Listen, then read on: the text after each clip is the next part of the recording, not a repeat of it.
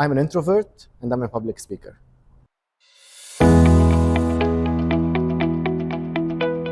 Hello and welcome to a new episode of the Protost podcast.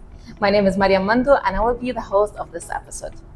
Tonight we will be talking about the myth that we hear about public speaking. You've already heard a lot about them.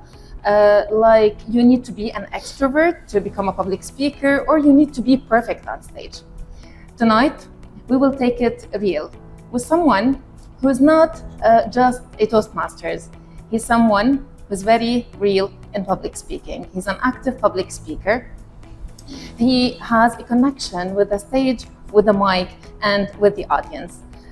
Let me introduce Amine Moussa to you. Hi, Amine. Hello, Mariam. I'm doing well. How about you? I'm also doing well. Thank you so much. So, Amine, can you introduce yourself a little bit for the audience? Okay, so I'm Amine Moussa.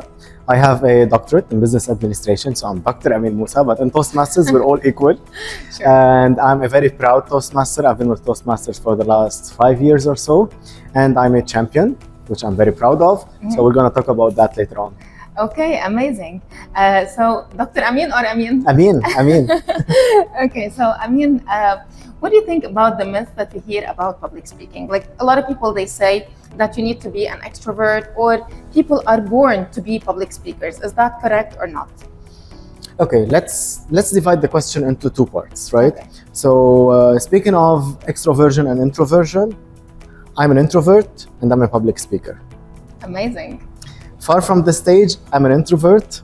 I really stay away from people, shy away from people, but on the stage, I'm always on fire. Mm-hmm. So you don't need to be an extrovert to be a public speaker. You could have it within you. You could be an introvert, but you could still be on fire, as I said, when you go on stage. Isn't it difficult, like, to be an introvert with someone who doesn't like to communicate a lot with people and he likes to be surrounded by his own things? And at the same time, you are on stage and you're confident and you don't have this feeling inside? Yeah, this is very true. And actually, I thought about that. The thing is, being an introvert doesn't necessarily mean that you shy away totally from people or that you avoid people. Mm-hmm. But it's more about remaining silent most of the time whenever you're surrounded by people. The difference when you are on stage is that you are asked to deliver a speech and the audience is waiting for you to talk to them.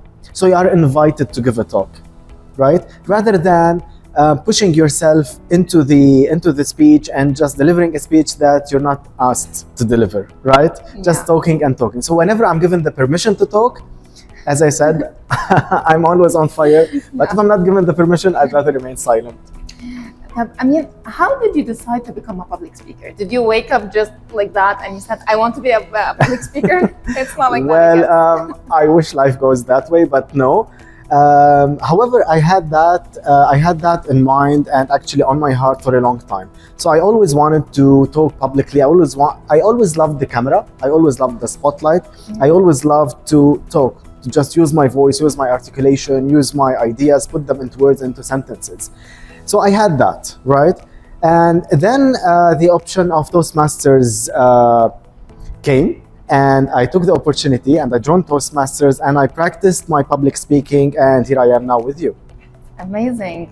So Toastmasters is really an opportunity for people to try Absolutely. To become on stage. Absolutely. Like maybe a lot of people, they have something inside, but they don't have the stage to express it or to try it out loud. This is true. And I would encourage everyone, just everyone, to come on stage, to come to Toastmasters. Toastmasters is, I would say, the most safe environment. It's the safest environment to learn public speaking. You're in a family context, no one is here to judge you, and everyone is here to learn. Yeah. So we all learn from each other. Exactly. So, I mean, do you remember a moment where you've been on stage and something went wrong, and how did you handle that situation? Yeah, absolutely. I mean, public speaking and public addresses would more often go wrong, right? Mm-hmm. Sometimes you forget what you want to say, sometimes you don't deliver the message properly. But I would rather remember an incident in the classroom. So actually, as I told you, I'm a doctor and I teach university classes. So it's part of the public speaking that I train on, right? Mm-hmm. In the end, it's public speaking. And whenever I'm teaching this generation, so I come from a little older generation, not that older, just a little older generation. And this new generation, they have their own jokes, they have their insider jokes, their own language, their own terms, right? So sometimes I was explaining something at some point and I wasn't able to deliver the message. It was about social media, and social media has its own language these days, right? And every generation talks about social media in their own language. I wasn't able to deliver the message, and I was trying very, very, very hardly to deliver the message, and I couldn't. So I just submitted to the fact that I wasn't able to deliver the message. Okay. Meaning to say, just be honest. Just be honest. If you pretend it, if you fake it, the audience will notice. They will notice that they will lose connection. Absolutely, that you're not being authentic, that you're not being yourself. So just be honest, take a moment, admit and acknowledge that you're not able to deliver this tiny bit of message. Exactly, amazing. Talking about this generation, do you think that this generation is interested in public speaking? Like, they care about a lot of stuff, that I might be also from the previous generation. So what do you think about the Gen Z, we can say? Yeah, absolutely. I think that every Gen Z member is interested in public speaking. And I see them on every social media platform. Yeah. Facebook, Instagram, TikTok, every social media platform. If they have the chance, every one of them would have an account and go out loud and talk about what they like, what they don't like, and give their opinion about food, about clothing, about going out and going in and everything. Correct. So this generation is very vocal, is very straightforward, and they just want to show on screen and tell you what they think. But here's another question.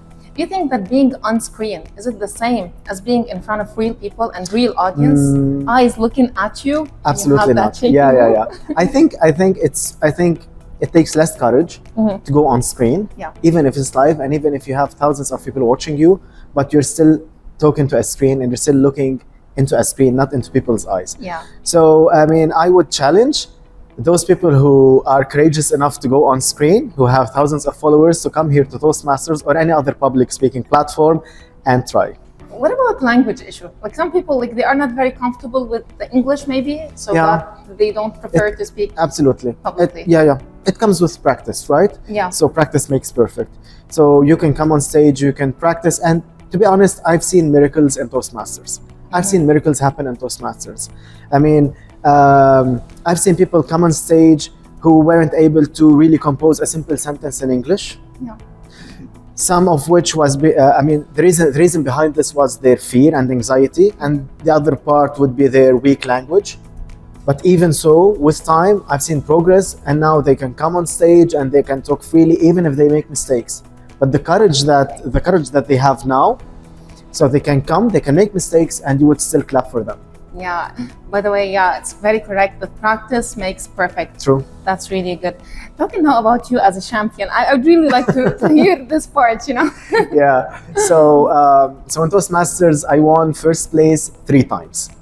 First place 3 times in the table topics section, which is the impromptu section. Yeah. So you just come on stage, as you know, you're asked a question that you have no idea about, and you're supposed to compose a speech, a 3-minute speech out of nowhere, right there on stage.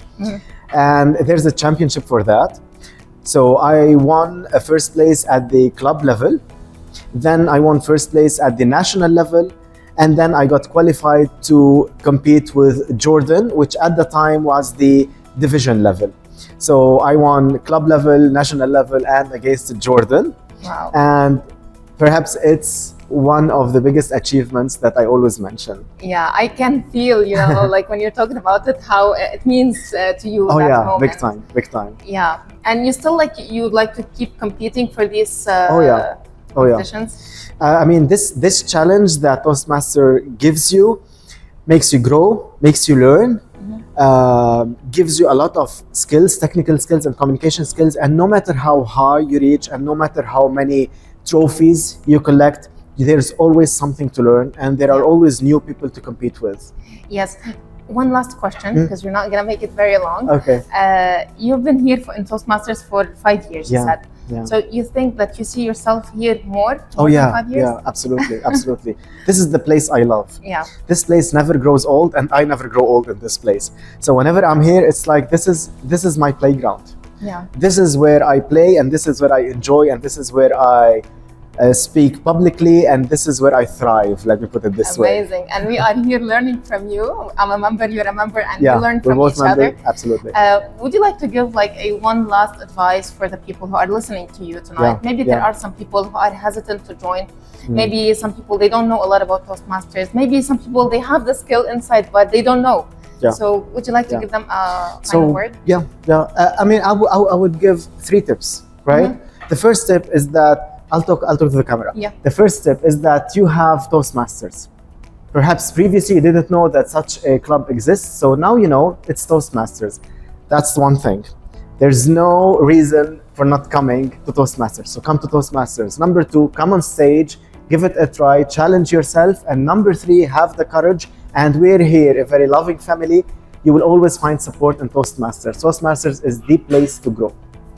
Thank you so much, Amine, for this, for your time, for this amazing episode, and for sharing these insights with us. And I hope that a lot of people would learn a lot from you, and they will have the courage to come and join us one day. Thank you, Mariam. Thank you for this beautiful episode, and I hope that our audience will always like it as well. Thank you so much. Have a nice day. Bye. Bye.